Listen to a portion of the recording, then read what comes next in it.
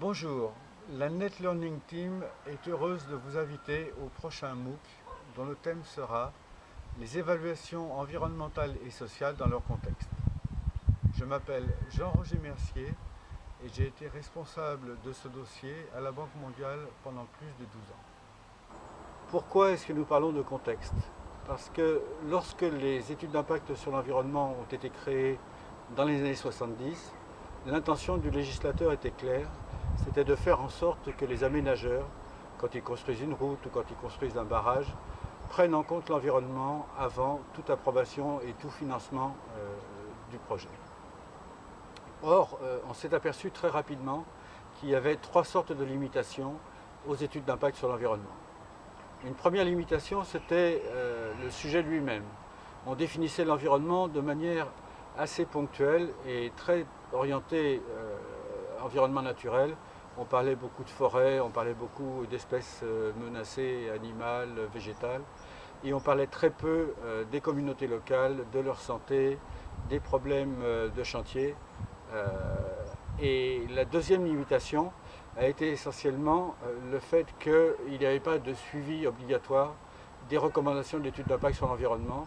En fait, l'étude d'impact sur l'environnement pouvait très bien, une fois le projet approuvé, rester sur une étagère et il y avait très peu de contrôle de la mise en œuvre efficace et efficiente et effective des mesures compensatoires recommandées dans l'étude d'impact sur l'environnement. Et puis troisième limitation qui est liée à la deuxième, c'est que les responsabilités institutionnelles n'étaient pas claires du tout entre celles de l'aménageur et celles du financier et celles de l'organisme réglementaire. On est donc, au niveau international, arrivé très rapidement à la conclusion qu'il fallait, d'une manière ou d'une autre, traiter des évaluations sur le thème environnemental, mais également sur le thème social, et qu'il fallait petit à petit étendre la définition de l'environnement et du social à des thèmes comme les populations autochtones, ou comme les groupes vulnérables, ou comme le genre. Donc, on en est maintenant à un stade où, au niveau international, les évaluations environnementales et sociales commencent à être extrêmement intégrées et extrêmement vastes, ce qui est une bonne chose. Le contexte, c'est donc en particulier la nécessité de gérer ces évaluations environnementales et sociales. Nous avons décidé, après avoir constaté qu'au niveau international, il n'y avait aucun accord pour une harmonisation de cette question de la gestion des évaluations environnementales et sociales, de créer notre propre sigle. Et donc, nous allons parler de gestion préventive des risques opérationnels, sociaux et environnementaux.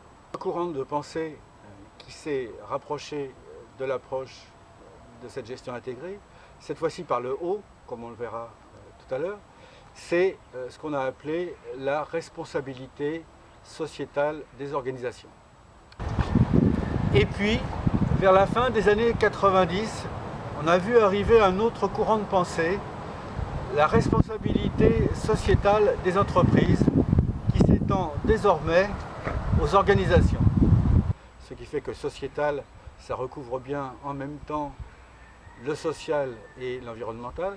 Et donc, on parle de responsabilité sociétale des organisations.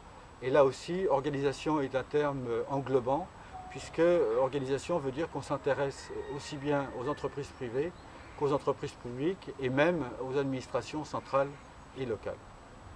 Et compte tenu de la multiplicité des vocabulaires et de la nécessité de simplifier le complexe, nous avons décidé de vous montrer sur 4 diapositives le passage entre la responsabilité sociétale des organisations et puis les évaluations environnementales et sociales. À tout à l'heure. Trois approches qui s'emboîtent l'une dans l'autre. RSO, responsabilité sociétale des organisations, en anglais CSR.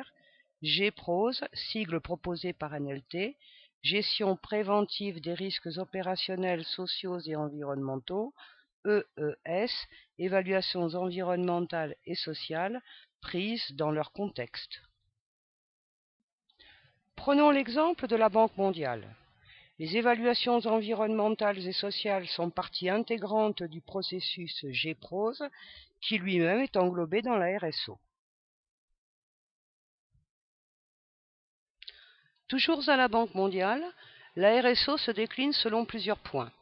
L'engagement de l'institution vis-à-vis du changement climatique, ses achats responsables, sa responsabilité sociale dont la diversité du staff, sa responsabilité environnementale interne, par le biais de l'empreinte carbone, de la pollution et de la gestion des déchets, la gestion durable des ressources, exemple électricité verte et baisse de la consommation de papier, et enfin GPROS pour la gestion de ses financements. Restons à la Banque mondiale. Au sein de la RSO, la gestion préventive des risques opérationnels, sociaux et environnementaux couvre les politiques de sauvegarde, la sélection des projets, les évaluations environnementales et sociales, les mécanismes de recours, la répartition des rôles en interne, le choix des experts, la formation interne. Dans le cadre de la GPROS, les évaluations environnementales et sociales sont les héritières des études d'impact sur l'environnement, EIE, réclamées pratiquement partout dans le monde. Il s'agit d'études en amont de la prise de décision et du financement des investissements. Ces EES requièrent la consultation du public, la divulgation de l'information, des plans d'action, une évaluation a posteriori. Vous souhaitez en savoir plus ? Vous souhaitez partager votre expérience ? Rejoignez-nous sur le MOOC GPROS. Voilà, à très bientôt sur le MOOC.